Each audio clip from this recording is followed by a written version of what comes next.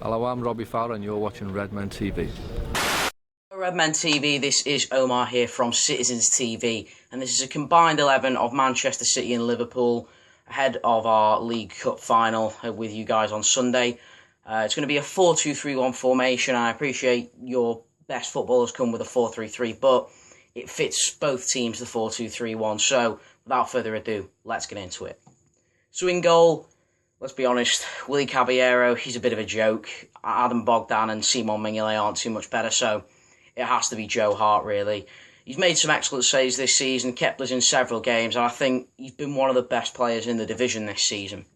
At right back, this was a really tough choice. You guys have got Nathaniel Klein and we've got Pablo Zabaleta.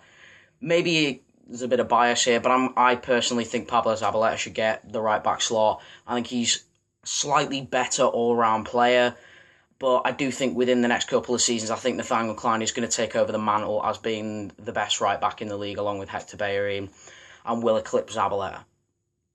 The centre-backs, I'm going to go with, obviously, Vincent Kompany, captain, leader, club legend, one of the best defenders in the world, I think. He's really got his form back this season, and we've missed him badly when he's been out injured. A really good physical specimen. He's really strong, we all know. A great tackler. I'm partnering him. I'm going to go with Mamadou Sakho now. He's had some panicky moments, but I do think Mamadou Sakho is a really well-rounded centre-back. I think he's quick, he's quite strong, he's a decent technical player, and I think that he's only going to improve under Jurgen Klopp. And at left-back, I'll be honest, we've never been blessed with great left-backs, really, so it has to be one of Brad Smith or Alberto Moreno.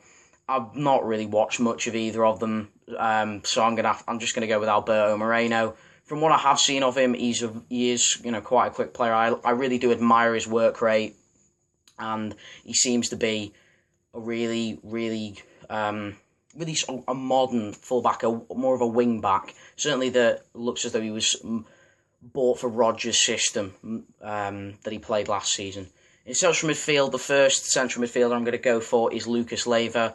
Now, I'm a big fan of Lucas. I think he's an extremely good tackler. He's sort of an older style midfielder because he gets his job done and he doesn't really get a lot of headlines, but I think he's a bit of an unsung hero for you guys. I mean, he breaks up the play. He's been excellent a lot of the times he's faced us. He's a bit of a kryptonite for David Silva, and he is, I think, a really good tackler and one of the best tacklers in the league. I'm partnering him. Now, this was, I think, another tough choice. I mean, James Milner or Fernandinho or Fabian Delph. I'm not going to go with Yaya Toure because as much as I love Yaya, I think he's past his best now. I'm partnering him though. I'm going to go with Fabian Delph. I'm not going with Fernandinho because I think Delph has just got a bit more to his game, and the same with Milner. But I really like Milner's work rate. But for Delph, I love his work rate. He's really proved himself to be someone who wants to play for the club, wants to work hard for the shirt, and I've really admired that from Delph this season. Been really solid defensively and good going forward as well. And was one of the few bright points of when we last played you, the 4-1. The front four now. This is pretty much going to be dominated by City. I'm trying to be as unbiased as I can here, trying to include a few Liverpool players, and I think I have done. I think I have included a few Liverpool players. On the right, I'm going to go with David Silva.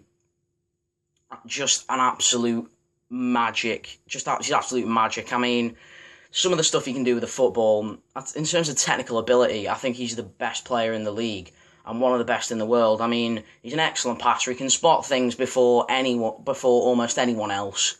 Sergio Aguero, he's an amazing player, but I don't think he'd be as good as he is without David Silva creating the chances for him and linking everything together. And we miss him badly when he might be having an off day, or he might not be playing because of his recurring ankle injuries.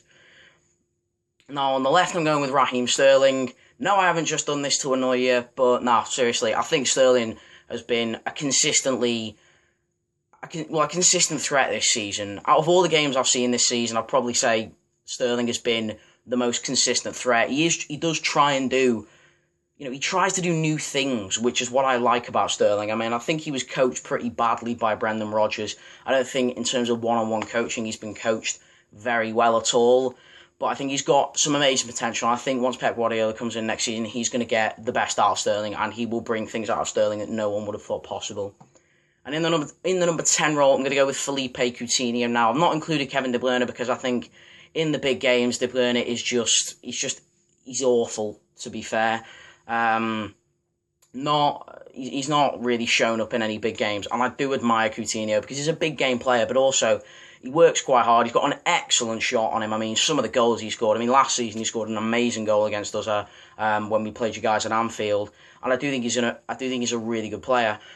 I think he's got potential to be a great player, and definitely he's going to be the talisman for you guys in this team going forward. And he could be like the Goetze in Dortmund's title-winning teams.